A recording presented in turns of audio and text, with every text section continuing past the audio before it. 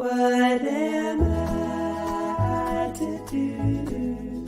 Welcome to Razor Branding Podcast with Jackie Russo. To learn more about how to improve your brand, visit brandrusso.com. Hi, thanks for joining us on Razor Branding Podcast. I'm Jackie Russo, and I'm incredibly honored and excited to have my longtime friend, Park Howell, with us today. He runs an agency, he's an author, he's a storyteller, and an all-around awesome dude. Park, welcome to the show. Jackie, thank you very much. I haven't been called an all-around awesome dude in a while, so thank you for that. Well, man, then you're just not hanging out with the right people. I know it. I know it. So I know we were going to have a lot of catch up before, but there was a little bit of a technical glitch. So we're actually just seeing each other for the first time. We didn't have the usual backstage green room chit chat. So how long has it been since we first met? Was it 08, 09? Yes, it was. Thank God that gentleman, Michael Gass, one of our angels in our lives, brought us all together out in Alabama. And we were the first group of the whole Fuel Lines biz dev program. And yeah, I think that was 2008, fall of 2008, as I recall. That's when we first got acquainted. Right. Well, and think about it. So the agencies that were there, we were all just starting to figure out social media, figuring out how to get us kind of all going with this new world paradigm that was happening. It's fascinating to me how far we've all come. Yeah. You've written how many books now too? Well, I've got one major one and then a couple of smaller ones, but yeah. And, I started writing that book back then and I sat on it for about 5 years. I got it done around roughly 2010. And I thought, Jackie, I've got to proof this out a little bit more. So I worked around the world with a lot of different companies and brands around storytelling. And then what did I do? I had to rewrite the whole darn thing again, starting about a year and a half ago, and I finally got it out in June. So, right. Yeah. Man, that's crazy. That's crazy. So can we go buy it on Amazon and buy them for Christmas presents and give them to everybody we know? There you go. Even Grandma. Grandma's going to love one of these books, Brand Bewitchery. I love it. So tell me about Brand Bewitchery. What's the angle you're coming at? Where's it coming from?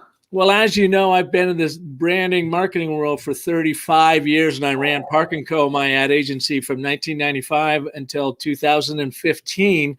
And it was roughly about that same time we all got acquainted, a little bit earlier than that, when I realized things just weren't working in the advertising world like they used to, and branding in particular wasn't nearly as effective, the old way of doing it. And I went and searched for an answer.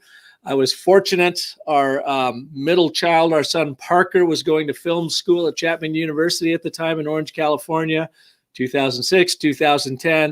He graduates. He's been in Hollywood ever since as a director of motion design and mixed reality TV and film. But while he was there, I said, send me your books, since I'm paying for them, because I got to know, how does Hollywood communicate and get you prepared to be competitive in the most competitive storytelling market in the world? Found Joseph Campbell, The Hero's Journey, Blake Snyder, and I just was like an aha moment for me, Jackie, in the branding world. It's like, Hollywood knows this. These writers and screenwriters know this stuff. Why don't we use these same story principles in marketing? And so that launched me into my quest to become what some people are now calling me the most industrious business storyteller, because we've been able to use it to great effect for our customers. Yeah, that is awesome. I think there's some parallels in your approach and Donald Miller. And I'm guessing you read his stuff. Do you see some similarities, and where are the differences? Well, here's the interesting thing about that. Yes. So a story brand is great, and I'm always compared to it. Story brand is a nice marketing thing. If you want a quick marketing hit to get your website working, it works really, really well. In fact, I used it when it first came out. Brand Bewitchery, my approach, business of story, comes from my 35 years in the branding world of going deep and really understanding what your brand stands for and therefore stands out in the world. Story brand is great for those smaller companies that are just trying to get that quick hit. Mine goes much deeper. The interesting thing about Miller is I love him and his work. A friend of mine back in roughly about 2008 introduced me to his book, Million Miles in 1,000 Years. And I loved it. I read it. And then he was having a conference up in Portland. And I called a buddy of mine in Seattle. I said, meet me in Portland because I want to hear this guy speak. Because this is when I was studying and learning about story and applying it into the branding world. at that time, StoryBrand wasn't even on his radar. He was just out doing his thing. And I just loved how he helped so many people in his approach to life. I wrote an article after that, a blog for my post. And I said, as I'm studying story and how to use it in branding, I came across Donald Miller, and I'm really fascinated by what he's doing there.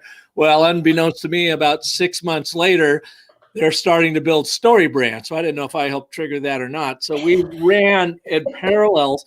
They did something really, really smart by making it very accessible to the masses, but it doesn't go deep. So I get a lot of StoryBrand customers that call me and say, yeah, we liked it, but we need to go much, much deeper with our brand. And can you help us with that? That's the difference. They're like this, I'm like this, and that's kind of the intersection. I like that visual, though. I think that makes a lot of sense.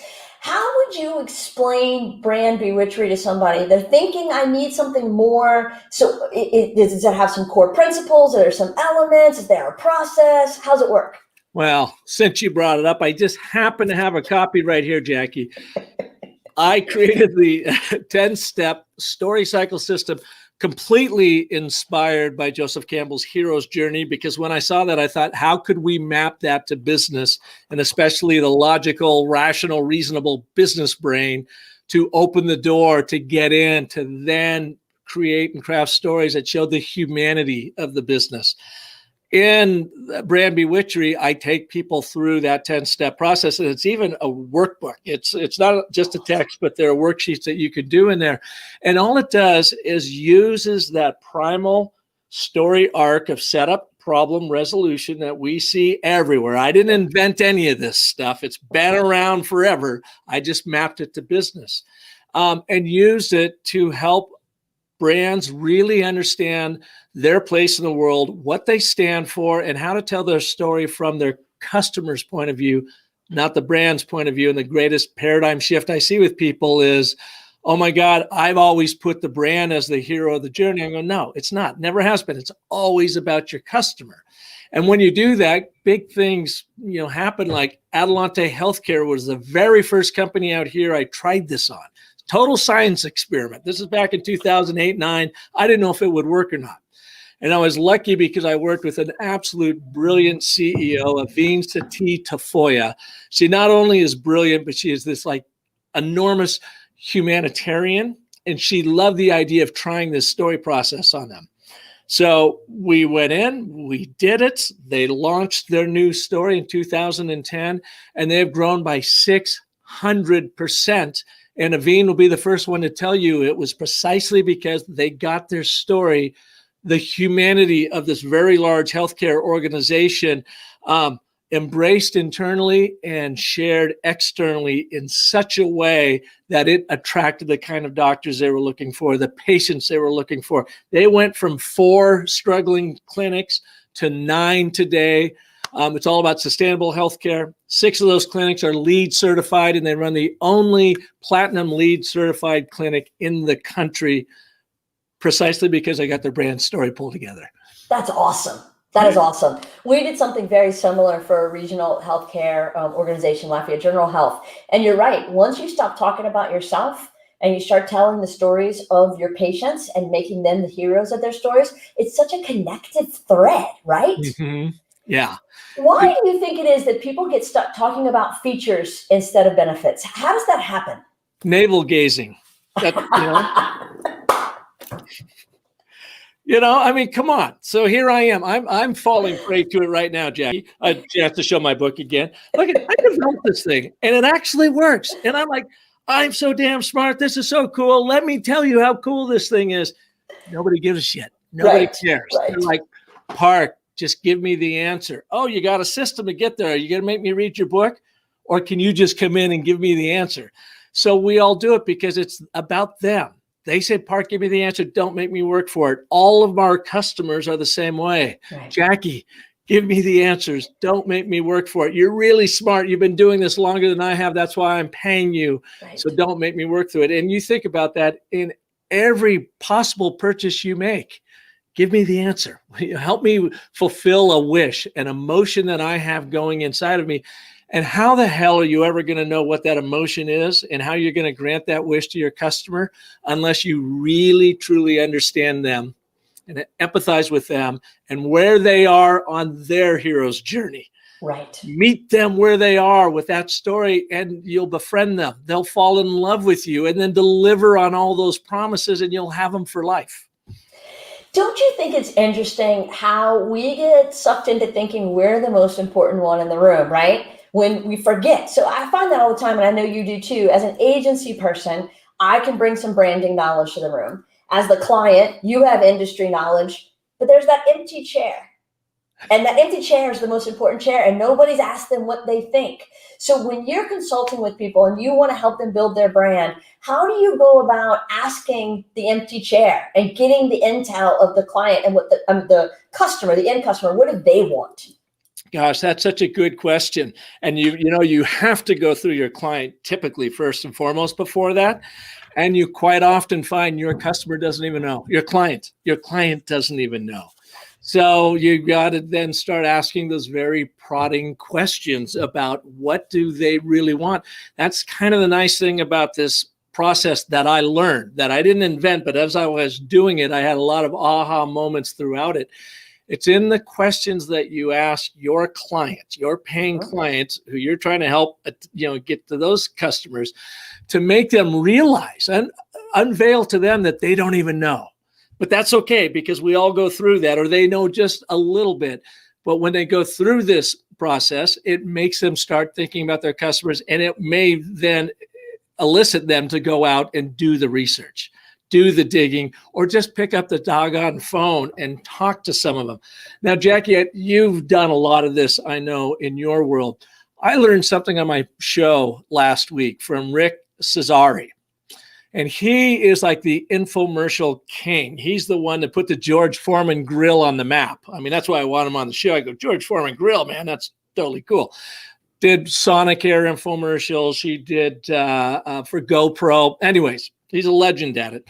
And he said something to me that really surprised me about this notion of understanding your audience. I used to think you had to go out and get 30, 50, 100, several hundred inputs from audience members to really understand them and what they want. He says 15. All they do. He goes, after you get to number 16, you just start seeing the same trending over and over again. And they built billion-dollar brands on the insights of 15 customers. So I'm learning from that. And the next time I sit down and they don't know who their customer is, I said, let's go find 15 of them and get them on the phone. Yep. That's what I would do. I would tell you he's right, and I would tell you how I know he's right. So way back in my first life, working in Los Angeles, we took a product called the Stretch and Flex and put it on Home Shopping Network and sold a ton of it. We sold out over and over and over again.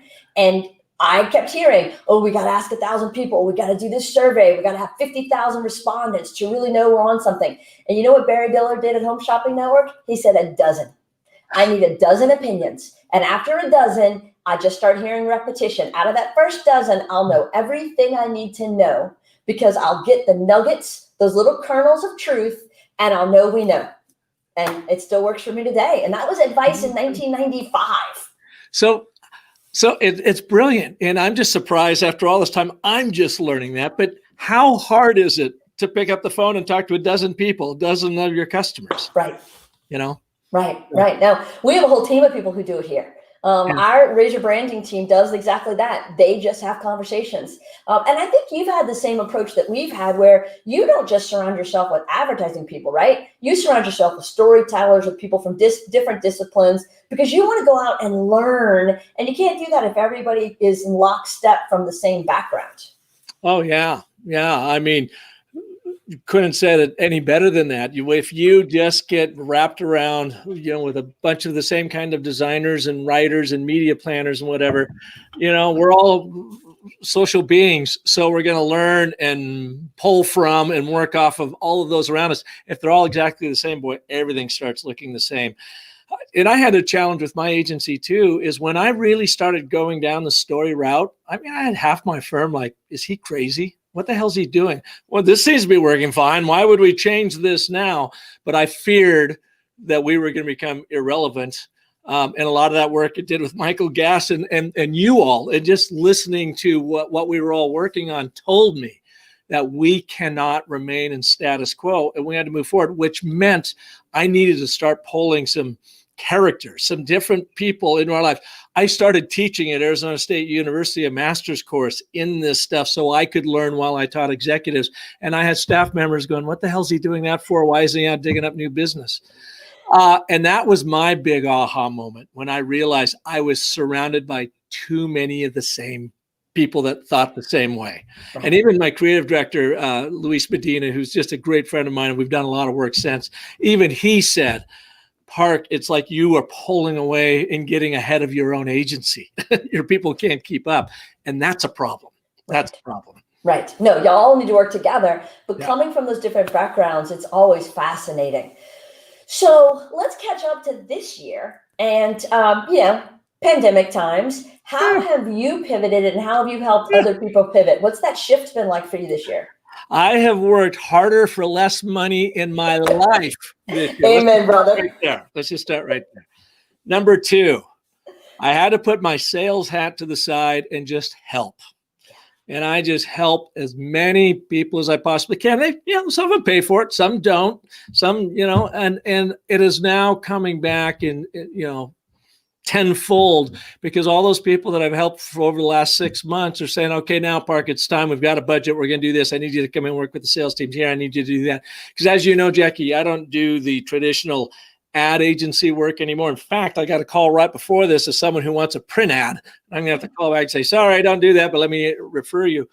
But what I am doing is story consulting and coaching for brands to make sure that their story is dialed in and is being consistently told, and also doing a ton of work with sales teams around how do you understand the big brand story here and how are you storying it, messaging it out to the world.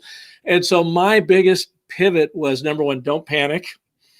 Number 2, the phone's not ringing, so try to panic. Number 3, don't panic. And then produce. I've been producing a ton of content on my podcast and helping anywhere I can through webinars and this, that, and the other thing. And it's now business, thank God, has finally come back and things are just, blasting away. 2021 is going to be pretty amazing. Although I thought about 2020 being the same way too. So fingers crossed. Yeah, don't jinx us. Let's get to that first. Now you're sitting in a pretty nice setup there. Is that your studio? This is my studio office. Yeah. So we were fortunate when we were running Park&Co, the old ad agency. We were able to buy a building here in Phoenix, and it's just around the corner from my house. So I have this beautiful little 500 square foot office. I got a little entry thing, kitchenette out there. But in here, as you can see, it looks like a piano showroom. Right. I play piano. I got a degree in music composition and theory, and I have a way of collecting keyboards. And then I've got my podcast in the back there. The Business of Story comes out once a week. So this is a combination of studio, office, stand-up desk, sit down, pass out over there, that kind of thing. I love that. It's interesting. I forgot you have a music background. Michael, who co-founded the agency with me, has a music background as well. And he believes the best musicians are the best storytellers because they get the rhythm of it. Do you find that there's some symbolism, some simpatico there? Yeah, without a doubt. I mean, I started playing the piano when I was in the 3rd grade. I was amazed by my grandmother, Mabel, who was playing the piano ragtime piece. And I was a little kid and I was like blown away. And I said, I want to be able to do that. And then I started writing all these goofy little songs just for the hell of it. And I wrote. And I loved it so much that when I went to WSU, Washington State University, I was studying communications, journalism, advertising. I would walk by the music building every day. And I'm like, well, I got a little extra time in my hands. What if I just start taking a few courses here and there? Well, next thing I know, I have a degree in music composition and theory before I had my degree in journalism and communications. Now, this is the way the universe works. I'll totally date myself. This is back 1983, 84. Graduated 2 degrees in 4.5 years, which everyone that knew me in high school thought, what the hell happened to you? How'd you pull that off? Because I love doing it. We're in the advertising world, but now advanced 20 years. And as I start studying story, I realize it's story composition and theory. I'm just everything I learned about music. And to Michael's point, it is, musicians are storytellers. that I have applied it in my world as a writer, as a producer, as a creative, as a brander, my whole life. I never codified it until our son was going to film school. And then I started looking at how scripts come together and whatever. And I'm like, oh my God, it's been sitting there for 20 years for me. Here it is. And so, yeah, that was my major aha moment. Right. This is a little off the record, but how is Parker doing with the production having been paused all year long? Has he been able to work? Yeah, he has. So he does a lot of work. When he's not directing, he builds a lot of 3D motion design graphics. He's able to do that himself or bring in a team. I know he's got a big project for Microsoft right now that he's doing for them. There are game shows that are in production. And to help, pay his bills, they hire him all the time. So when you're watching like, what was that one? I'm spacing it up. Anyways, he and his team will build out the game show graphics of stuff flying around, that kind of thing. So that helps pay his bills. But he's also done some really interesting things in mixed reality on Twitch. And they did this really crazy, was it July? They did this crazy live stream for 3.5 hours of Dungeons and Dragons on Twitch with all these cosplayers. So there are 4 or 5 influencer players all dressed up in these crazy outfits. And then they had digital screens on either side of them. And they had produced somewhere in the realm of like 5,000 different digital images. So whatever happened in that quest in Dungeons and Dragons, they could pull it up. So if the monster comes in, they could pull up this 3D monster, and it all had to be real-time live. And so they got money to do that, to produce a pilot. They did it. They had great success with it. They did it all with everyone wearing masks that worked with their outfits. And now they're in the process of trying to sell it. They've got some interest from a few places. So they're in that. So he has been able to stay busy because he can do all of his work from his computer. He doesn't have to be on set. That's impressive.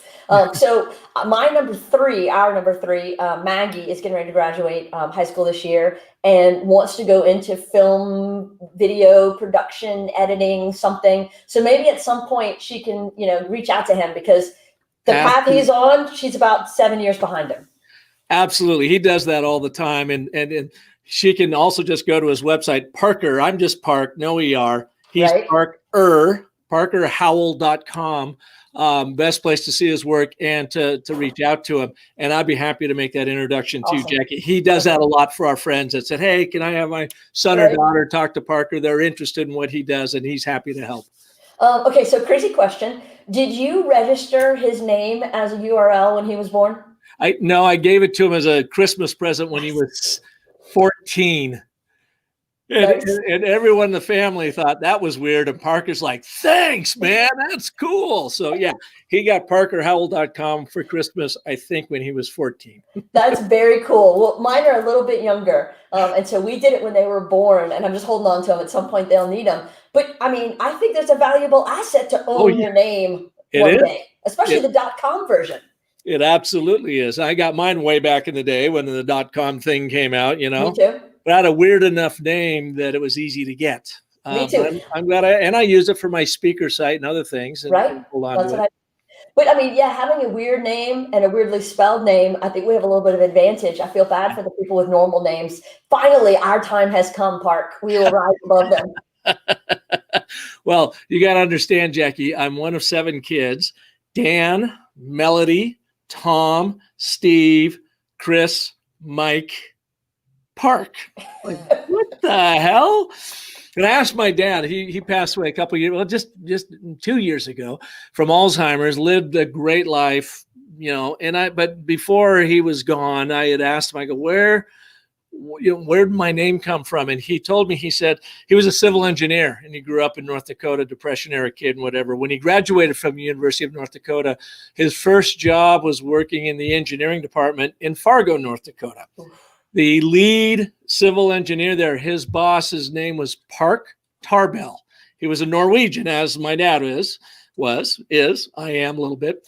Park Tarbell. And I said, well, why would you give me his name? Because everyone else is pretty much named after someone in our family. And he said, well, he was my first boss and he passed away about the time you were born. And he always got things done easily and happily. And so that's why I got his name. So my mission now in the world is to help people with their brand storytelling as easily and happily as I can.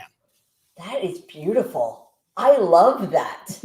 I do too. It was gifted to me when I asked him, and he just shared that with me.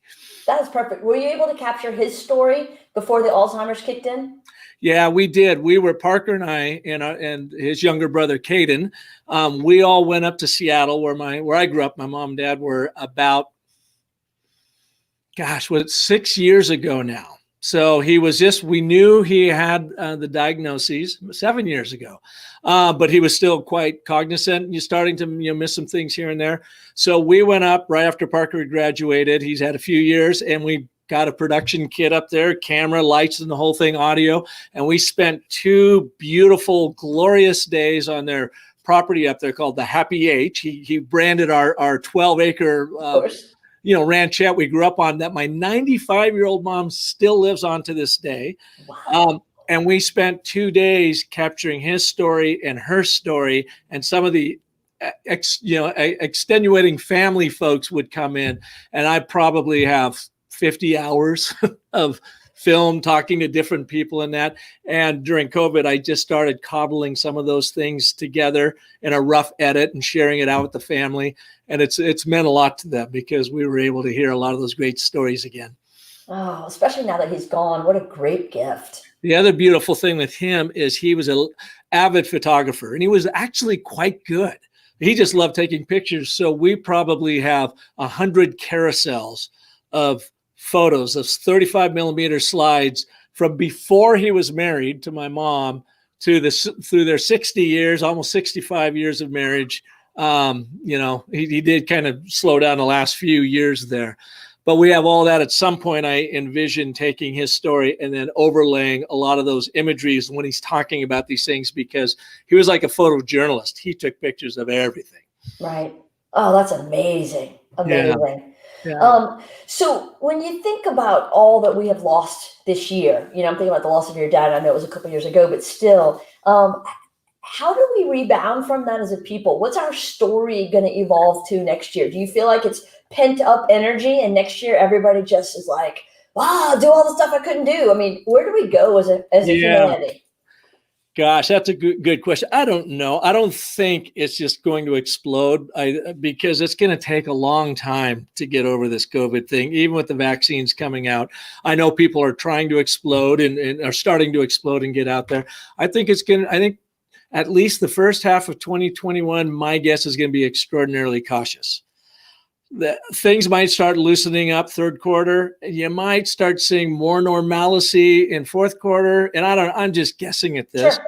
But so much of my work leading up to this was traveling and working in person and doing keynotes and half day and full day workshops and that kind of thing. Well, of course, those all got kiboshed in March.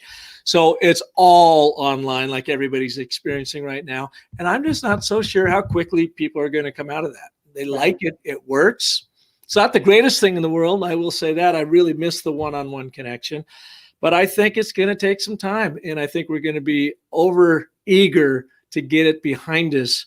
And that might cause the greatest frustration for 2021. Well, and I think that's what's happening right now with this next wave that we're in. I think people are like, I want to go back to normal life, so I'm just going to do that. Yeah. And maybe a little too soon, just a bit.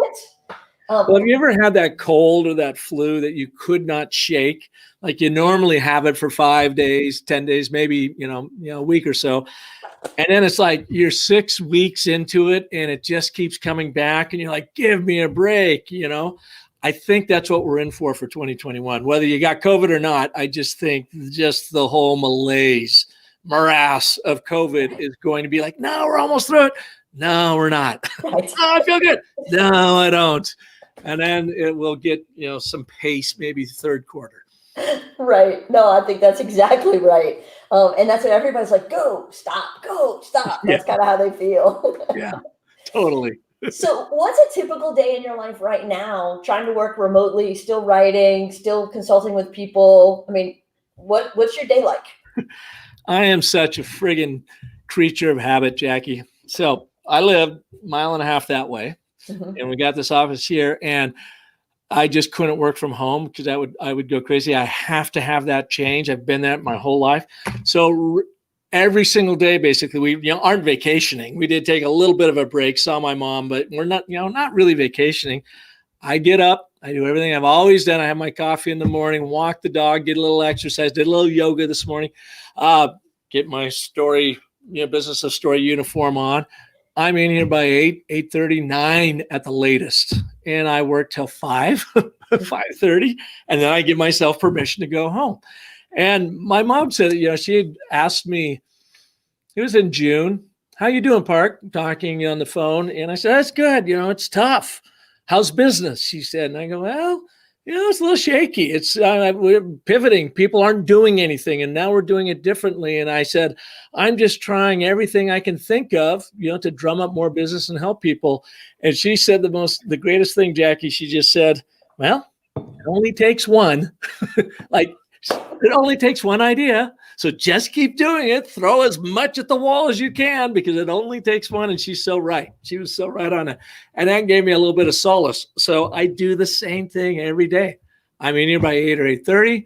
I will work till 5 or 5:30, produce my show, doing a lot more work again. Now I'm back to pretty much full volume and then some leading into 2021, but that's only really recovered in the last 4 weeks. So I'm a creature of habit and do the same darn thing every single day. But I think that those habits are healthy. I think that when we can get some sense of normalcy, I think we can go back to being productive. Yeah. For a lot of people, I saw March, April, and May was it was terrifying. It was they remained frozen. They couldn't move forward because it was too much different all at once. And so I think those habits are good. How about you? How about you at RazorBranding? How did it upset your apple cart, and what have you all been doing to get through it and to work with your customers? It was interesting. Louisiana was a state of two responses. New Orleans was one of the first hot spots right after New York and Seattle.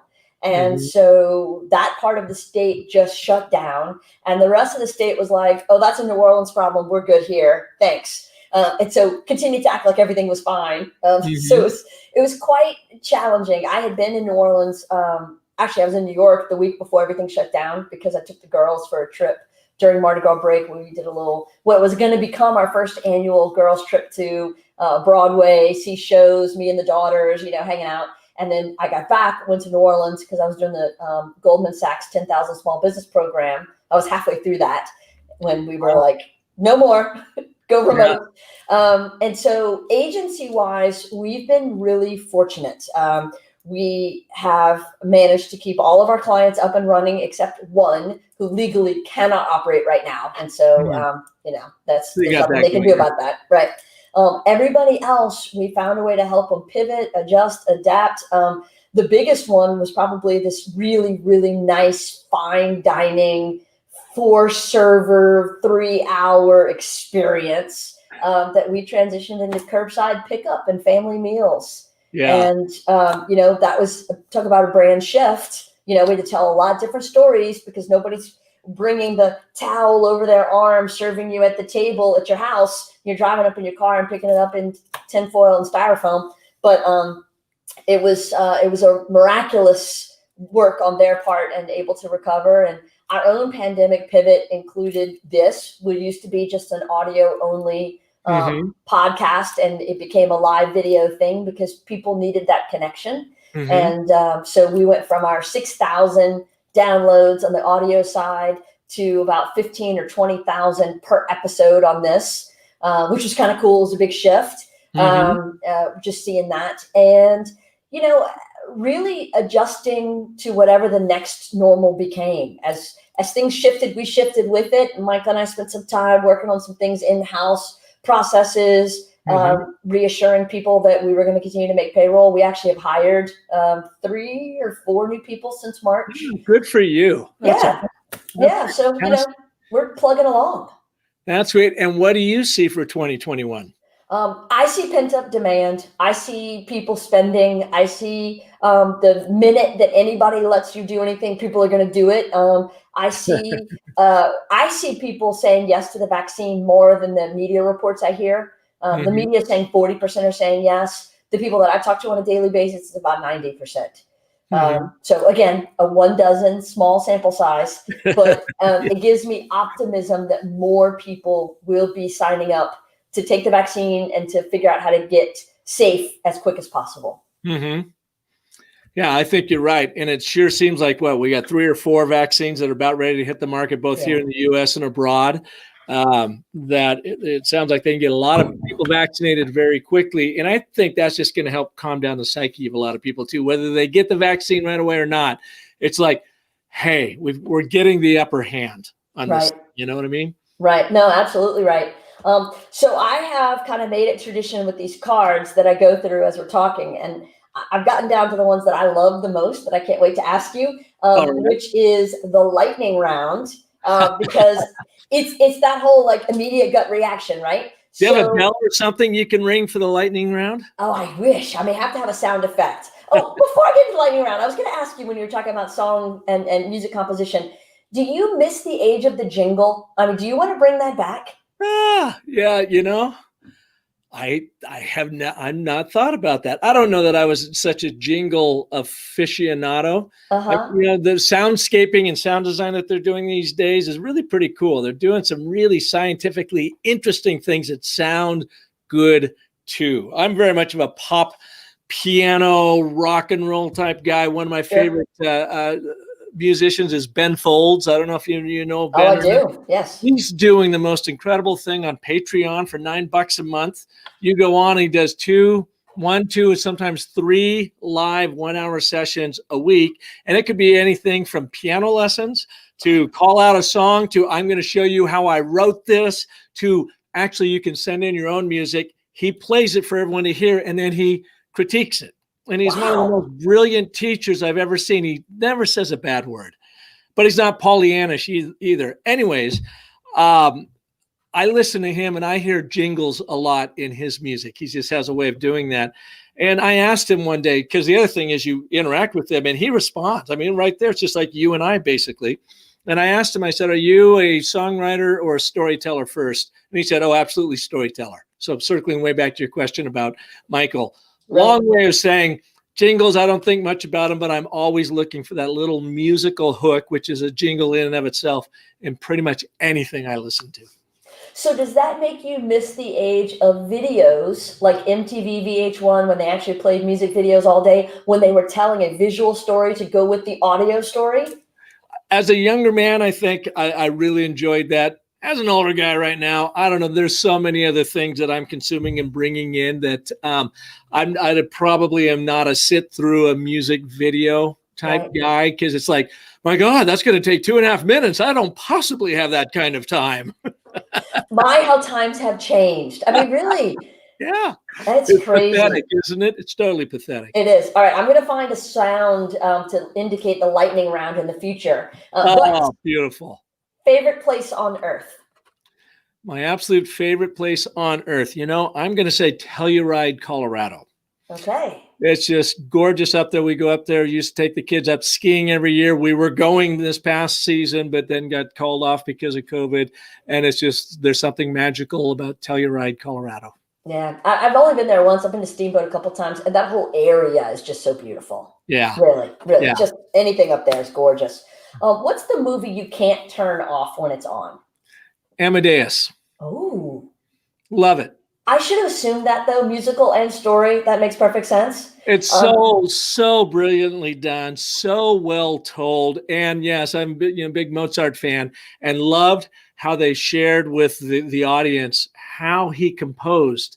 And they shared it in a very interesting and entertaining and very accurate way. So I just thought it was really, really expertly done on several levels. Right.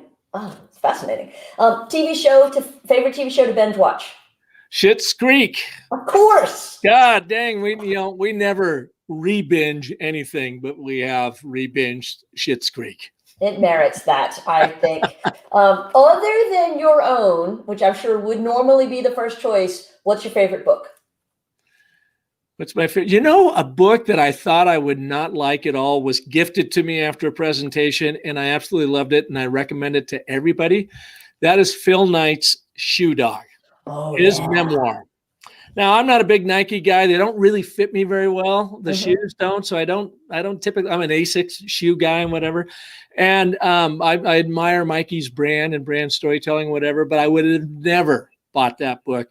And yet, I think it's one of the most exquisite memoirs I've written about business, demonstrating how to use story, and then telling that story where they essentially were going out of business every month for 8 years, and through his pure belief and perseverance, they built it to what it is today. But we get so trapped in just seeing them as the monolithic brand they are today.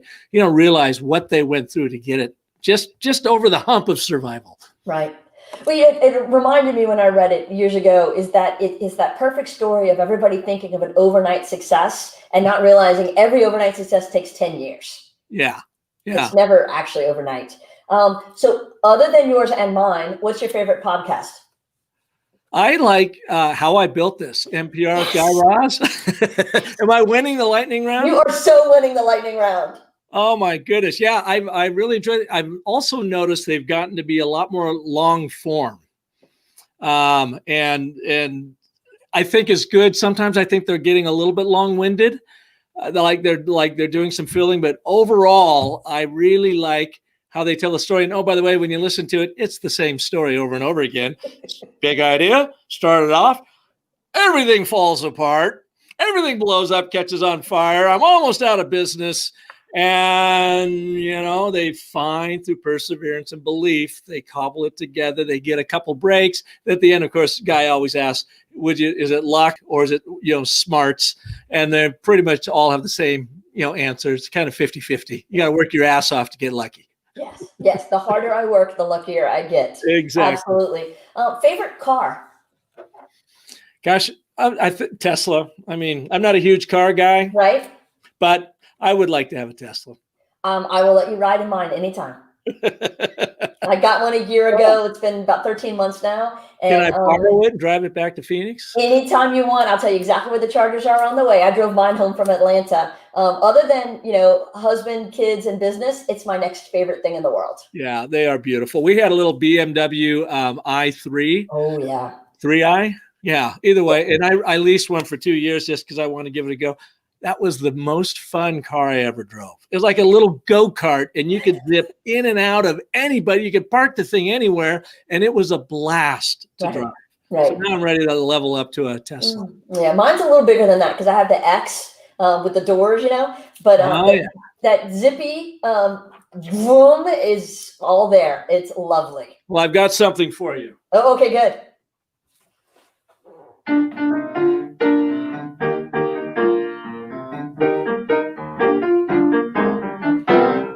Zippity dude off for you. So I love that. Around with your Tesla. I just pulled this off the shelf. This is what it looks like. Yeah. Oh, so you got the black one. Well, it actually it started off as gray, but then I had to put that wrap on it to protect it. And so it's now a matte black. Awesome. Yes. That sounds sweet. I'll send you pictures. It's lovely. Just lovely. What is your pettiest pet peeve? My pettiest pet, gosh, you are really good at this. I try. My pettiest pet peeve. People that don't use their blinker. That just drives me freaking crazy. Yeah. It's just like, come on, man. Just tell me what you're going to do up there. You don't own the road. Just throw the freaking blinker on. I got the perfect commercial for it, Jackie. I've thought about this my whole life. Is you got some fun music playing and you're going down and you're seeing cars using their blinker and you hear just these wonderful little voices. Excuse me, pardon me, coming over, another blinker here. Would you mind if I slide in right here? Another one here. And then of course you come to the villain, the big truck or whatever. They go, rah, rah, and they're farting and they're burping and they're doing whatever, but they're not paying attention to their blinker. I know that sounds stupid. That's what I love it. But blinkers, non-blinking people drive me freaking nuts. I think we need to find somebody to hire you to do that as a PSA, because it could literally change the world. It could change the world. The blinker talking to you and the personality of the car. Absolutely. No, Yeah. I see a whole campaign around it. Yeah. So I know that you love Ben Folds, but other than him, who's your favorite musician? Well, I grew up certainly on Elton John. My very first album was Caribou. I bought back in 1974. My very first concert, my mother made my older brother Tom take me to see Elton John play at the Seattle Center Coliseum, and I think I was in the 7th grade. He was in high school, and I went with he and his buddies. And then, of course, Billy Joel fell on the heels of that. And when I went searching for a modern day, rocker pop piano player, I found Ben Folds. So those are my 3 go-tos. I mean, kind of pretty obvious, I suppose, going to them. Bob Schneider, I don't know, he's kind of an independent, but he's a pretty big independent guy. I first heard him in Austin, Texas. And he is prolific. He produces and writes, at least he has. I don't know if he has as much lately. I listen to his older stuff. Bob Schneider, and I think if you've never heard of Bob Schneider, Jackie, you might really like him. He has all kinds of music, and it just has this Austin vibe to it that Michelle and I really listen to a lot of Bob Schneider. Okay, I'm going to track him down because I have not heard of him before. Yeah, I think you'll like him. He can go anywhere from like just that good old Southern rock, lovely, to F-bomb this, F-bomb that, all over the state. And it's like, we saw him in Austin and we're like, gosh, he is just awesome. And then like a month later, we took a bunch of our friends because he was in Phoenix. It was like a completely different show. He was like screaming and yelling and F-bombing everybody. And we're like, oh my God, this wasn't the guy we saw before. But most of his music is pretty mellow and fun to listen to. Right. Really, really good songwriter. I love those singer-songwriter combos, Elton John, Billy Joel, those kind of guys. So I would probably like him a lot. I'm going to track him down. Yeah, check him out. All right. So what song would you be singing on stage at karaoke night? Always Look on the Bright Side of Life by Monty Python. Oh, excellent choice. That is fantastic. What is your favorite sport to play or watch? I used to love to play football. Now, I wasn't big enough, fast enough, or strong enough to play in high school. I played all the way up to that. But I just really enjoy football, college football. And as a younger guy, we used to play, of course, the Turkey Day flag football and all that kind of stuff. There's just something about the flow of that sport that I really enjoy. Yeah, it's a good one. I'm glad we managed to put together some games this season. Although my Raging Cajuns are ranked in the top 25 in every major poll. So this is a big year for us. We're very happy. No, good for you. Congrats. Yes. Thank you. Thank you. It's a rarity. We don't get to say that very often around here.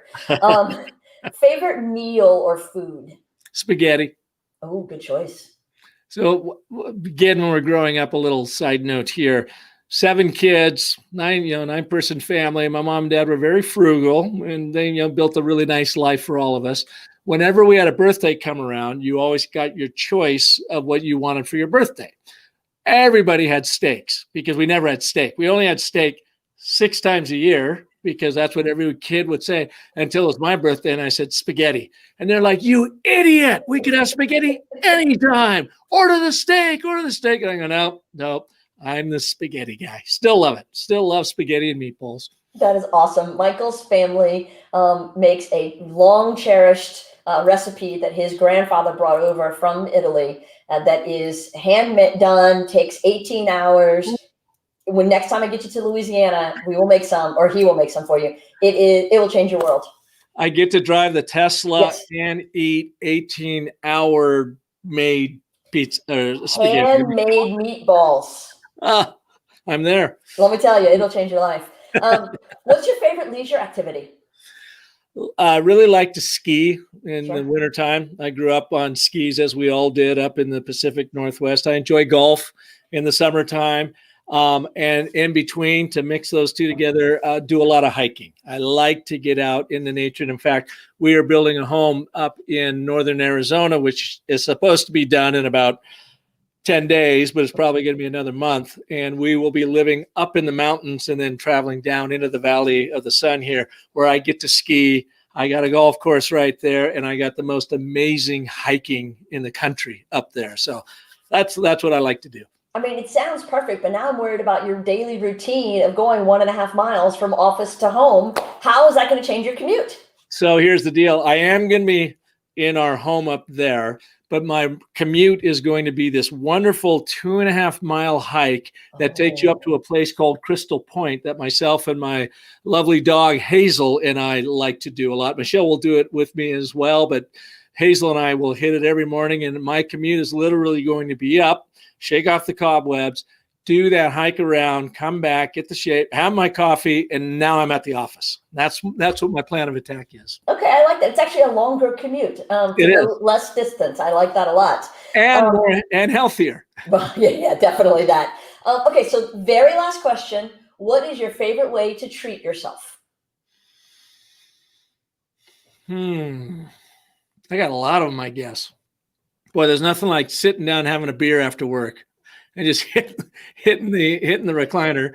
Yeah, I enjoy that, and I enjoy a nice meal. I really do. And when you can get back out into it, and just I don't care for anything fancy. I just like tasty. Sure, spaghetti. It could be spaghetti. It could be that dive Mexican restaurant down South Phoenix that makes the most amazing enchiladas. I like the experience of it. And I suppose if it comes down to treating, that's what I enjoy, the experience of finding a cool, out of the way, restaurant that has just the most amazing food. Right. Park, I am shocked and sad to say that our hour is just about done. It has been delightful to catch up with you. Thank you for making the time. I cannot wait till we can get together again after 12 years and catch up in person. Seriously, Jackie. Well, thank you so much. I was just so delighted when you called the other day to invite me on your show. Congratulations on it. I might have to make the move from podcast only into this world too. Fun. You do great work out there. And so thanks for having me. Well, thank you. And thank you to everybody who watched and listened today. We appreciate it. Hope everybody stays healthy and safe. And we'll see you next week. Bye. Cheers.